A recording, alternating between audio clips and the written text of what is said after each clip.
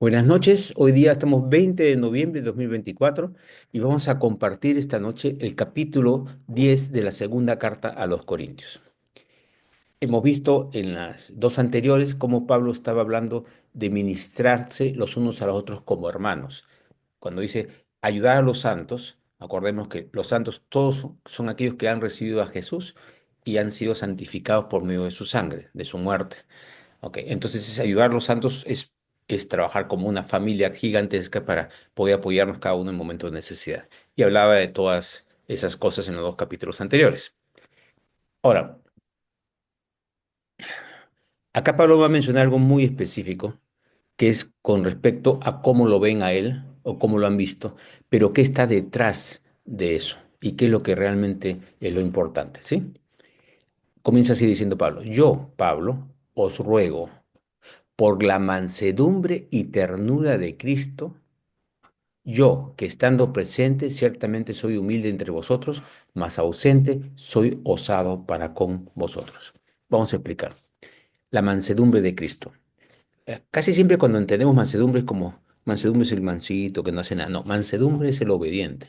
Entonces, Jesús obedece a su Padre de tal manera que Jesús declara, no he dicho ni he hecho nada que mi Padre no me haya dicho que diga o haga. Son dos versículos diferentes, pero ese es el sentido que habló Jesús. Yo estoy acá obedeciendo. Eso es mansedumbre. Obedece al Señor. Como decir, el Señor es mi pastor, nada me faltará. Mi pastor es que yo soy manso. O sea, obedezco a mi amo porque sé que lo es mejor para mí. ¿Sí? Ok, mansedumbre, por la mansedumbre, o sea, por el ejemplo de mansedumbre de Cristo y la ternura. Ternura significa un amor que sobrepasa más allá, ¿no? Qué tierno que es, o sea, qué dulce, cómo nos ve con ese corazón tan precioso. Entonces, le está diciendo a los corintios es, miren el ejemplo de Cristo y por ese ejemplo, ahora escúchenme, con ese corazón escúchenme. Yo que estando presente ciertamente soy humilde entre vosotros, significa que cuando estuvo ahí en Corinto, lució humilde y va a hablar más de lo cómo lucía para el público, pero dice, más ausente soy osado para con vosotros. O sea, cuando escribía las cartas era mucho más fuerte, más directo que cuando estuvo presente. Y ahorita lo voy a explicar con más detalle. Por eso dice dos, ruego, pues, que cuando esté presente, o sea, cuando vaya otra vez a ustedes, no tenga que usar de aquella osadía con que estoy dispuesto a proceder resueltamente contra algunos que nos tienen como si anduviésemos según la carne. ¿Qué está diciendo ahí? Me gustaría que las circunstancias cambien para que cuando yo vaya no tenga que enfrentarme con mucha vehemencia, sino más bien ya su corazón esté listo, hayan escuchado bien al Señor y podamos llevarnos en armonía, en paz. Pero para decir, pero de todas maneras, eso es lo mi deseo, pero estoy dispuesto a proceder con resolución. Resueltamente estoy decidido para que se hagan cambios, no para yo imponer mi idea, sino para que se saque de lado las cosas que no son de Dios. Ese es el punto claro. No porque yo soy el que mando, sino para limpiar la iglesia, ¿ya? Dice que tengo contra algunos que nos tienen como si anduviésemos según la carne. O sea, le están juzgando a Pablo, sí, pues tú lo que te interesa es el poder, lo que te interesa es el dinero, lo que te interesa es la autoridad, lo que te interesa es mandar a los demás. O sea, según la carne y no según el espíritu. O sea, lo estaban acusando de andar en la carne. Y ahora mira lo que dice Pablo. Pues aunque andamos en la carne, y eso es una declaración muy fuerte, porque somos seres humanos con fallas. Y Pablo dijo en otra parte claramente, dijo, este, lo que no quiero hacer, eso hago. Por eso sé que a mí no me muere bien, porque estoy andando según la carne. O sea, porque somos seres humanos que tenemos fallas. Pues aunque andamos en la carne porque estamos en un cuerpo físico, no militamos según la carne. Qué interesante, no militamos. ¿Qué significa militar? Militar es como estás en un ejército, ¿correcto? Y actuar. Cuando te pones la armadura de Dios y te vistes toda la armadura de Dios, estás actuando ya no como en la carne, sino como en el espíritu. Pues está toda esa carta sobre la armadura de Dios, ¿no? Pues aunque andamos en la carne, no militamos según la carne, porque las armas de nuestra milicia, como peleamos para el ejército de Dios, no son carnales. Ahí está el asunto. No es que tenemos, cuando estamos hablando del Señor, defendiendo a Dios o haciendo el trabajo del Señor, no tenemos que andar según nuestras propias ideas, no según la carne, ni nuestra formación humana. no son carnales, sino poderosas en Dios, apoyándonos totalmente en el Señor, poderosas en Dios para la destrucción de fortalezas. Cuando habla de fortalezas, es como decir una ciudad en que está alojado el enemigo y ese enemigo ahí está escondido. Y cuando tú te retiras por un costado, salen a atacar a las personas que están cercanas.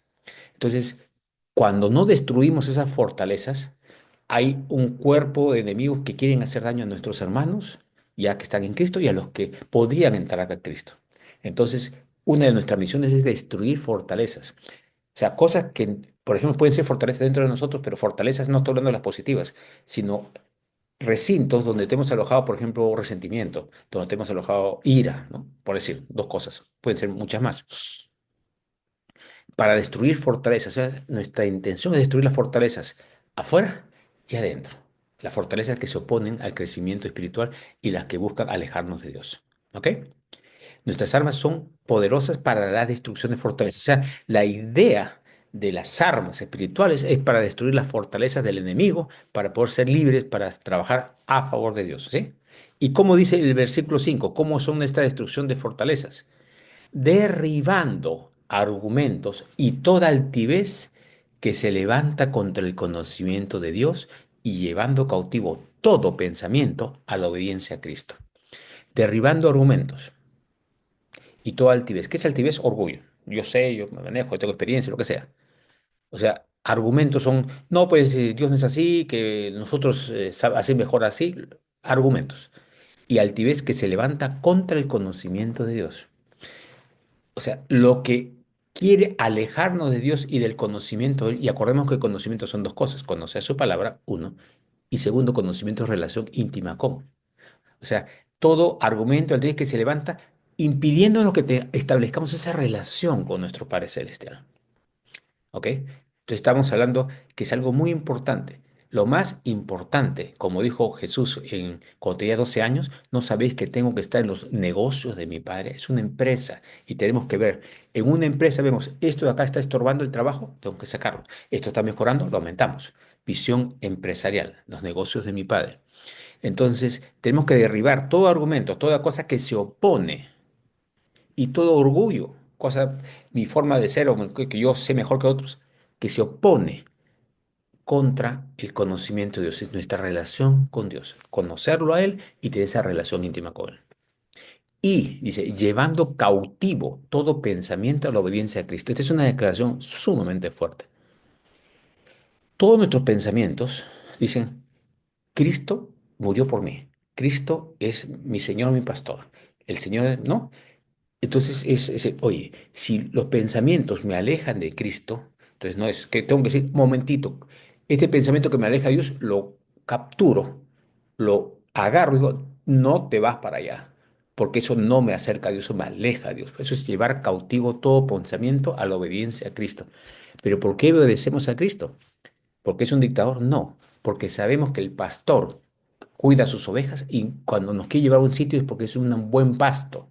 Entonces, si nuestras ideas nos quieren llevar por otro sitio, no haciendo caso del pastor, tenemos que llevar cautivo ese altivez, ese error, esa equivocación y traerlo y obedecer al pastor. ¿Por qué? Porque el pastor es el que sabe. Yo supongo, el pastor sabe. Yo pienso, el pastor sabe. Yo quiero, el pastor sabe. ¿Qué es lo mejor para mí? ¿No? Llevando cautivo todo pensamiento a la obediencia a Cristo. Nuevamente, esta no obediencia no es por tonto, sino es por sabio. La verdadera sabiduría es el temor de Dios. El principio de la sabiduría es el temor de Dios. ¿Qué es temor? Es el respeto. La palabra temor siempre lo vemos como miedo. Y la palabra temor, cuando lo vemos en la Biblia, no es miedo, es admiración y al mismo tiempo es tan grande como si es un temor, es un respeto hacia esa maravillosa presencia y existencia de Dios para nosotros. ¿Eh? Ok, entonces llevando cautivo todo pensamiento a la obediencia a Cristo. Y estando, bien, escuchen este el 6, y estando prontos, o sea, dispuestos rápidos, para castigar toda desobediencia cuando vuestra obediencia sea perfecta. ¿Qué cosa? O sea, ¿estamos dispuestos a qué? ¿Castigar qué significa? La palabra castigar es corregir. Acá nosotros castigar decimos como que tenemos que darle un golpe. Cuando leemos en otras partes, la palabra es disciplina infantil. El Señor corrige y nosotros también tenemos que corregir en amor. como un profesor corrige a sus alumnos, si ya la cosa se va más allá, por ejemplo, un castigo es, bueno, ahora no vas a poder ir al cine este fin de semana. No estamos hablando de agarrar a golpes a la gente. Estamos hablando es cuando ya la desobediencia escapa, tenemos que poner algunas cosas que hagan que la persona razone para poder corregir, porque si no son castigados, siguen cometiendo error, por decirle. Una calle que máxima velocidad es 40 por hora y la gente pasa 60, 70 y no las corrige. Le pones una cámara y le pones multas si te pasa de 40 a 60 por hora y les digo, rapidito, rapidito empiezan a hacer las cosas bien. ¿Por qué? Porque son castigados. Versículo. Porque no se ejecuta pronta sentencia, el corazón del Hijo del Hombre está en él tendiente a hacer el mal. Castigo no es para hacerlo dañar, castigo es para ayudarnos a ver el error y acercarnos a Dios. Prontos para castigar toda desobediencia. Desobediencia es todo alejamiento. Nuevamente, para ayudarnos. No es un castigo porque me caes mal, porque te mereces que te castigue. No, lo que mereces es acercarte a Dios y el castigo es para ayudarte a ver tu error, no con mala intención. ¿Sí? Ese es desobediencia. ¿Cuándo? Cuando nuestra obediencia sea perfecta. ¿Qué cosa? Lo que está diciendo es, estoy dispuesto a corregirlos cuando ustedes estén dispuestos a recibir la corrección. Entonces, si yo los corrijo y no quieren recibir nada y se oponen, entonces, ¿para qué los voy a corregir? Lo voy a mencionar, pero no puedo castigarlos hasta que ustedes estén, sí, pues, Dios es mi Señor y quiero que me corrijan, quiero que me castiguen. En el sentido de castigar, por favor. No es agarrarse latigazos, ¿ya? No es culpa tampoco. Es realmente cambio, o sea, arrepentimiento. 7. Y acá dice otra cosa importantísima. Miráis las cosas según la apariencia, o sea, lo que nos parece y lo que pensamos que es. Acuérdense que los pensamientos y las ideas son suposiciones y una suposición no es una verdad. Cuando la palabra dice algo, eso es una verdad. Y si lo que pensamos va contra la palabra, entonces es una suposición equivocada. Podemos suponer cosas, que no está mal suponer, pero tenemos que confrontarlo con la palabra para saber si es verdad. Ok, sí, sí. Si alguno está persuadido en sí mismo que es de Cristo, esto también piense por sí mismo, que como Él es de Cristo, así también nosotros somos de Cristo. ¿Qué significa esto? Que juzgamos mucho con mucha facilidad. Entonces, si realmente en un momento dado hemos creído en el Señor, hemos creído en su muerte, en su resurrección, lo hemos aceptado como nuestro Señor, y otra persona ha hecho lo mismo, esta persona tiene errores, esta persona tiene errores, y por tener errores no eres de Cristo, o sea, perfectos no somos. Entonces tenemos que aceptar que somos familia y que nos vamos a equivocar, pero no es que hay que dejar que nos equivoquemos, hay que ayudarnos a qué, a darnos cuenta de los errores para poder corregirnos los unos a los otros en amor, en amor. Por eso, el que está haciendo mal o el que está haciendo regular o bien, todos los que hemos recibido a Cristo somos de Cristo.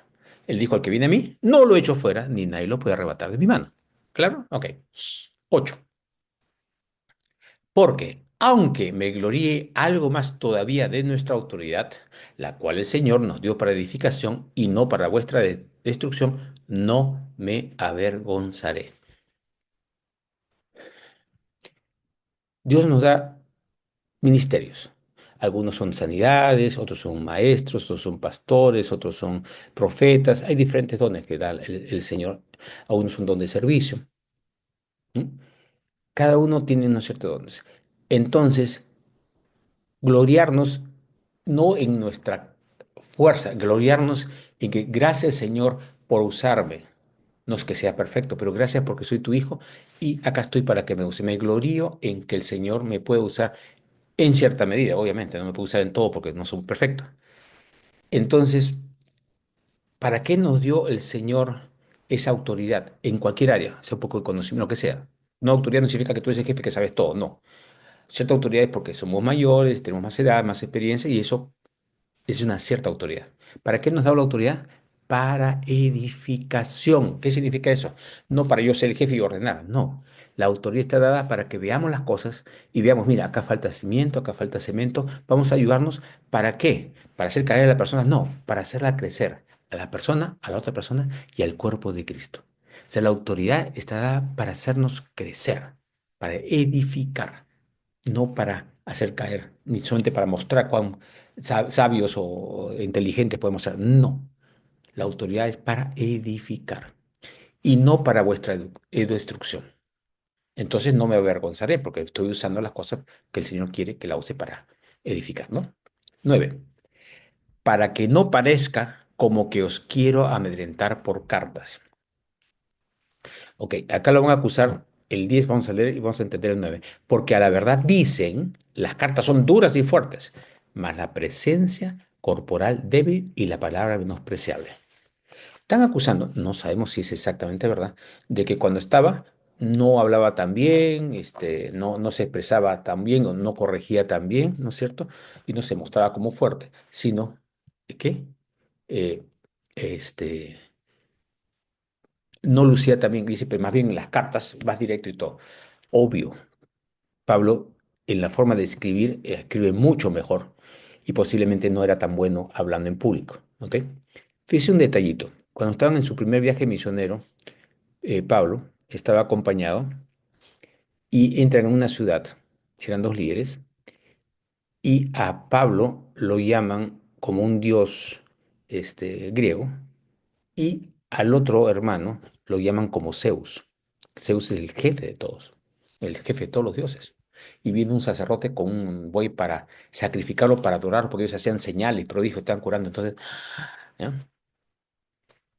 Pablo, en esa situación, con todo lo que era Pablo y sabía, no lo vieron de este pueblo griego como el máximo Dios, sino como un Dios secundario, inferior, como dioses, pero inferior. Y más bien, el otro hermano fue considerado como Zeus. Ok, entonces tal vez personalmente no luciera tan fuerte, pero ¿interesa tanto la apariencia o interesa el mensaje que está detrás? Ahora, la habilidad de Pablo mayor aparentemente es por las cartas, por todo lo que hemos visto y por lo que se refieren a él. Bueno, todos tenemos nuestra fortaleza y nuestras debilidades, ¿sí? Este, y que digan eso, pero por ser así lo estaban atacando. Entonces este no es de Dios. ¿Por qué? Cada uno tiene su fortaleza y debilidades, pero lo estaban juzgando, ¿ok? De eso está hablando Pablo ahorita. Y dice, y su palabra menospreciable, o sea, lo estaban juzgando muy fuertemente. Versículo 11. Esto tenga en cuenta tal persona. ¿Él sabía? Sí. ¿La persona sabía? Los corintios sabían, sí, pero no lo menciona. No le menciona el nombre. Lo que está haciendo es diciendo algo que lo conocía la iglesia, pero para que no lo conocieran los que estaban fuera de la iglesia o personas para juzgarlo. Entonces, como decir, esto en familia y en familia lo resolvemos, ¿ya? Esto tenga en cuenta tal persona, que así como somos en la palabra por cartas, estando ausentes, lo seremos también en hechos, estando presentes.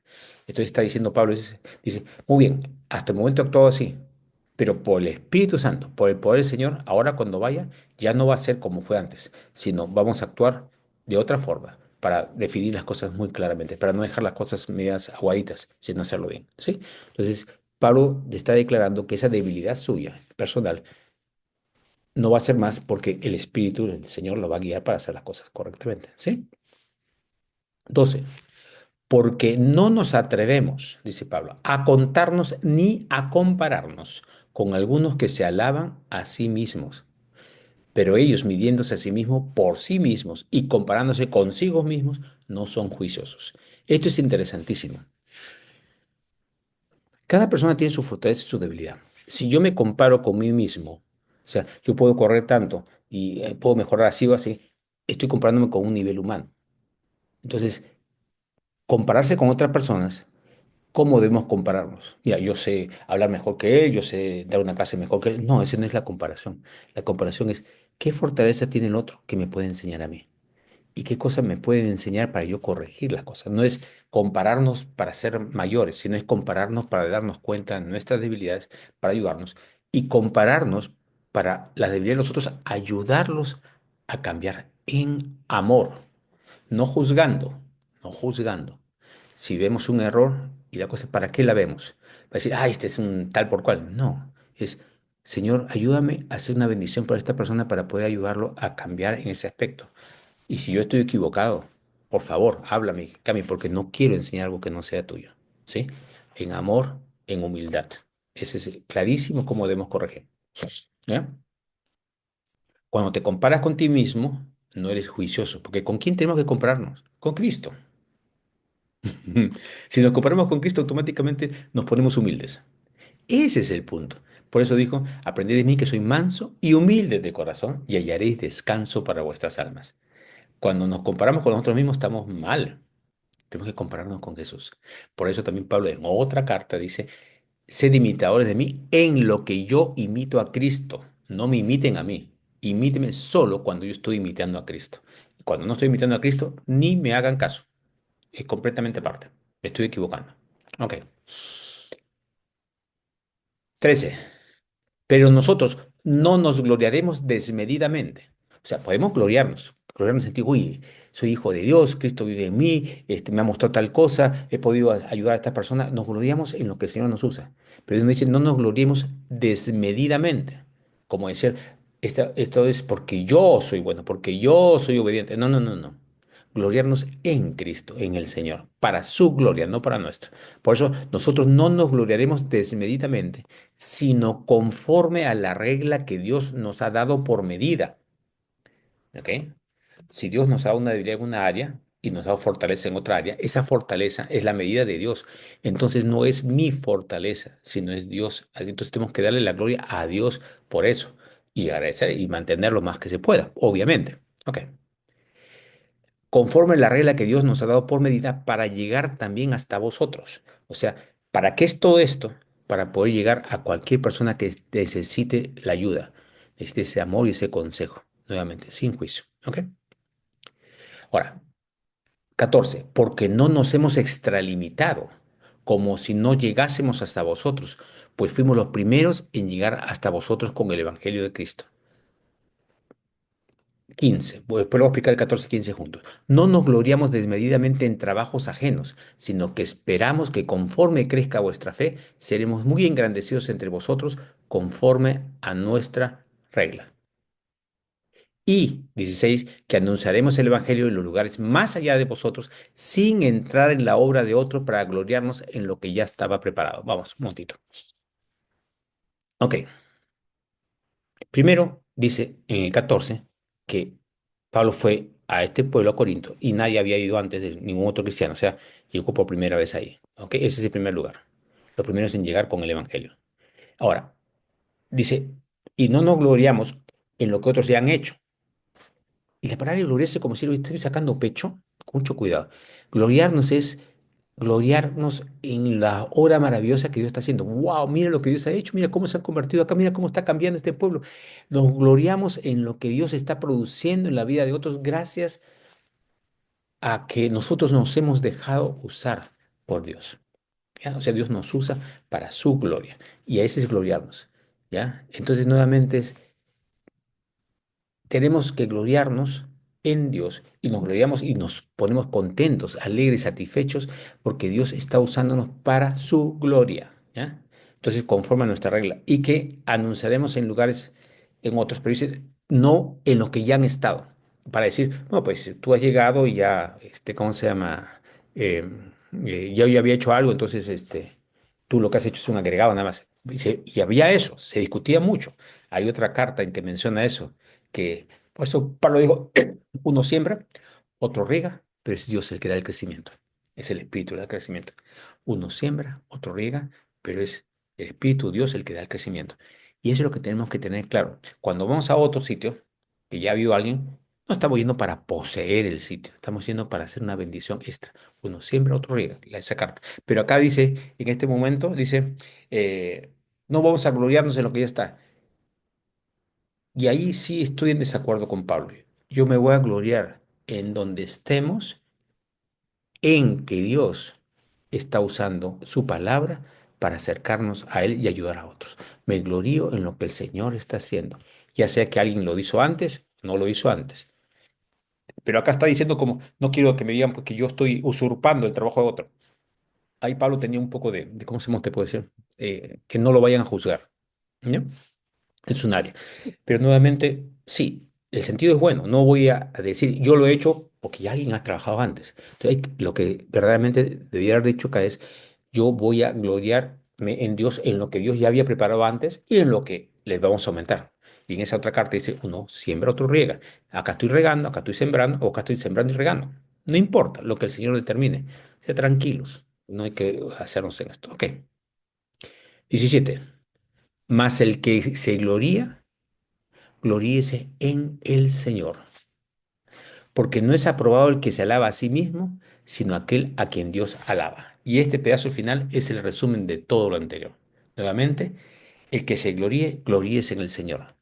O sea, no, qué bueno que soy, mira cómo Dios me usa, que mira el don acá, que viene la profecía que he dado, qué bacán.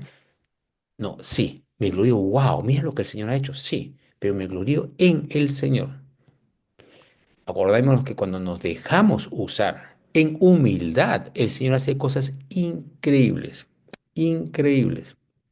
Porque no es aprobado el que se alaba a sí mismo, sino aquel a quien Dios alaba. Miren, doy un ejemplito. Hace muchos años, cuando el Señor me llamó a ser misionero y dejé la parte médica rental y me volví misionero, a las pocas semanas, una cosa así, fui a una reunión. Por primera vez vi a alguien que estaba recibiendo un mensaje en lenguas. Pero no en lengua, no, sino una lengua bien clara. No entendí el idioma para nada. Pero en ese momento, siendo yo un bebito, con nada de conocimiento, y estaba también un pastor que, digamos, dirigía toda la comunidad, que eran cientos de personas, y los dos, simultáneamente, empezamos a interpretar, el pastor jefe en inglés, yo en castellano, exactamente lo mismo. Lo que estábamos diciendo era lo mismo y estábamos interpretando lo que el hermano que estaba dando el mensaje en lenguas era. Yo me quedé asombrado y dije, pero Señor, si yo no sé nada de esto. Y justamente ese asunto, justamente, porque ahorita no te vas a gloriar tú, sino te das cuenta que soy yo y el Espíritu que te está usando. No es por tu conocimiento, no es por tu tiempo de servicio, no es por tus habilidades, porque todavía no tenía la formación, obviamente, sino es porque en este momento tu corazón está humilde y dispuesto. Esa fue una enseñanza gigantesca. Entonces, nuevamente, no es alabar nosotros mismos, sino alabar, ¿no? Lo que Dios alaba, lo que Dios usa. ¿Qué estaba usando? No era que me estaba usando a mí, está usando mi momento de humildad. ¿Me entiendes? ¿Ok? Cuando se nos sube la cabeza y nos apoyamos en nuestras fuerzas, entonces perdemos esa excelente comunicación con Dios. Por eso Jesús dijo, aprended de mí que soy manso y humilde de corazón y hallaréis descanso para vuestras almas, o sea, para nosotros y para los que estén con alrededor de nosotros para transmitir ese mensaje de paz. Ok, gracias por estar con nosotros. El próxima semana, Dios mediante, vamos a acabar este capítulo los dos capítulos finales de 2 de Corintios, así que Dios me lo bendiga, lo guarde y haga de ustedes una bendición. Nos vemos.